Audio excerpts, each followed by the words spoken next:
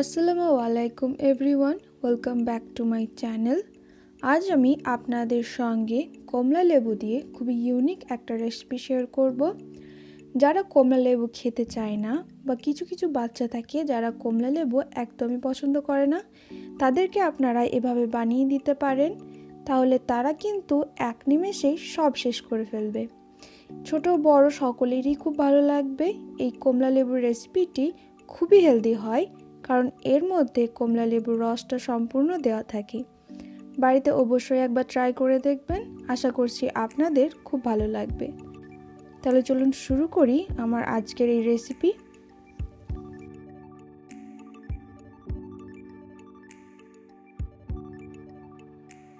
প্রথমে আমি এখানে একটা বড় সাইজের কমলা লেবু নিয়েছি। লেবুর খোসাটা যেন ভালো থাকে সেটার খেয়াল রাখবেন। এবার এটাকে আমি দুভাগে ভাগ করে নেব।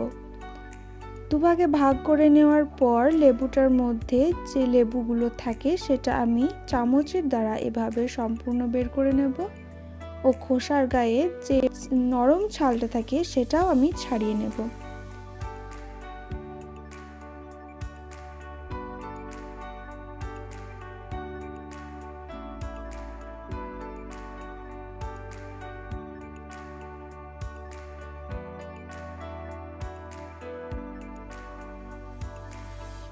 এরপর আমি বের করে রাখা লেবুটা থেকে লেবুর রসগুলোকে এভাবে নিচড়ে বের করে নেব।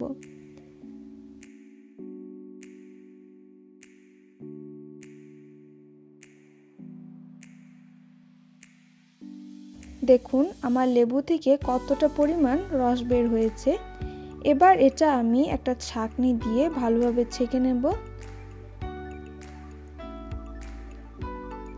ছেঁকে নেওয়ার পর রসটা আমি একটু সাইডে রেখে দেব।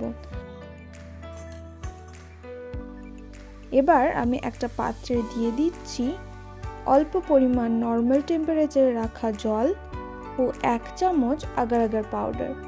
এর পরিবর্তে আপনারা জিলেটিন পাউডারও ব্যবহার করতে পারেন, তবে এটা ছাড়া কিন্তু এই রেসিপিটা একদমই সম্ভব নয়, তাই অবশ্যই এই জিনিসটা আপনাদেরকে রাখতে হবে।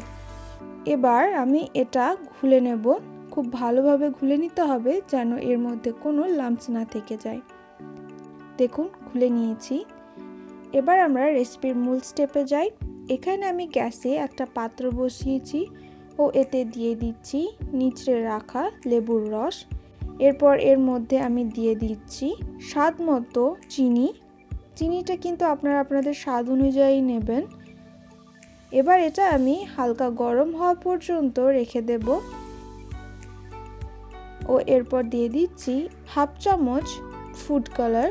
এখানে কিন্তু লেবুর রসের কালারটা একদমই অরেঞ্জ নয়, তাই আমি এখানে কিছুটা অরেঞ্জ কালারের ফুড কালার দিচ্ছি। এটা পুরোপুরি অপশনাল, আপনারা চাইলে দিতে পারেন আবার নাও দিতে পারেন। এবার এটা আমি একটু ফুটিয়ে নেব। একটু গরম হলেই এতে দিয়ে দিচ্ছি ঘুলে রাখা আগার আগার পাউডারটা। এটা দিয়ে আমি একটু ফুটিয়ে নেব।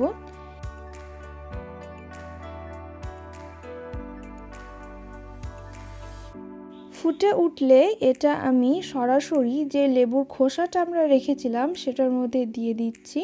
একটু সাবধানে দেবেন যেহেতু এটা গরম হয়ে থাকে, ও লেবুর খোসাটা একটা জায়গায় রেখে দেবেন যেন লেবুর খোসাটা নড়ে না যায়। দরকার পড়লে আপনারা এভাবে একটা গ্লাসের ওপরও রাখতে পারেন।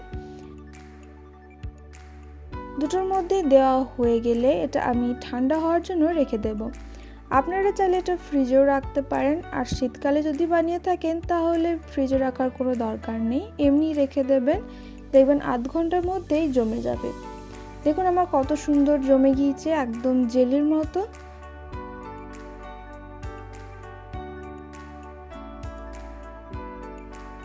এরপর এটা আমি ছোট ছোট পিস করে কেটে নেব।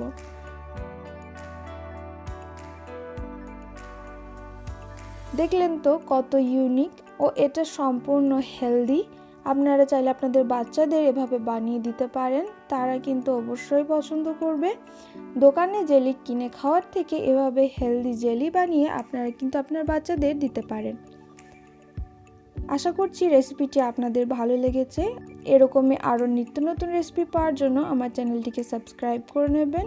ভিডিওটি কেমন লেগেছে আমাকে কমেন্ট করে অবশ্যই জানাবেন। ভিডিওটি শেষ পর্যন্ত দেখার জন্য অসংখ্য ধন্যবাদ। অনেক ভালো থাকবেন, সুস্থ থাকবেন। আল্লাহ হাফেজ।